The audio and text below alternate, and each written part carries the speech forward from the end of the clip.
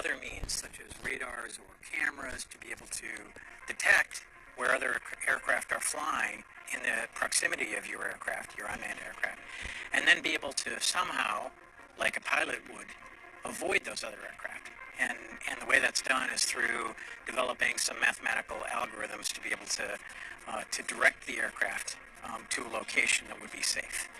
And so that's the kind of research that NASA wanted to focus on, because that was the most critical aspect of how to safely integrate unmanned aircraft into the national airspace that industry writ large could not really understand.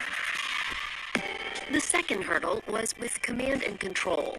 Because unmanned aircraft are completely different from crewed aircraft, new techniques needed to be developed, including improving the avionics on board the UAS and on the ground. These aircraft must have reliable, safe, and secure data connections at all times while operating in the complex environment of controlled airspace.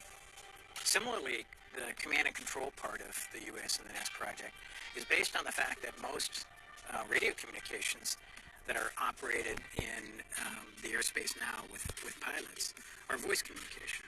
So it's a pilot talking to an air traffic controller or talking to other pilots, and they use voice to do that.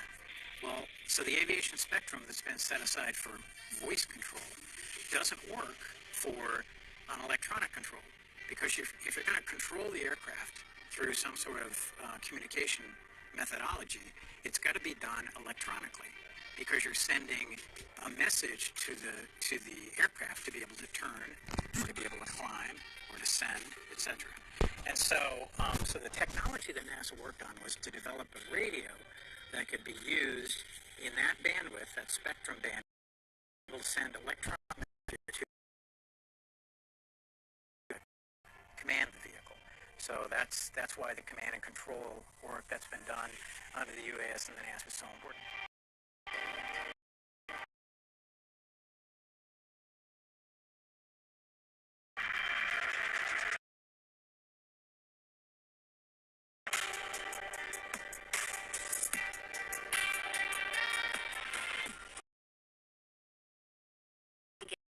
They in real-world conditions.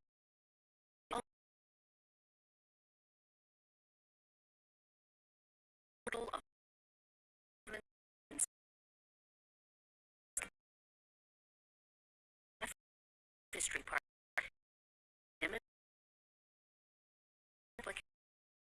Different sizes. Aircraft.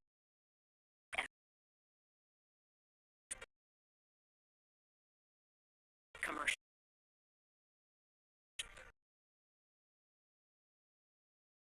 With these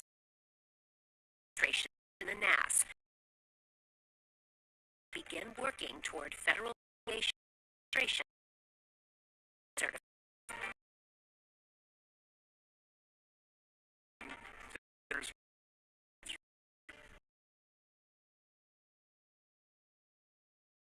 Candidate partners, and we were some key aspects. And so the first was really great and associated technology. Attribute was knowledge of certification and the knowledge that's really needed to kind of take these vehicles from the concept and early development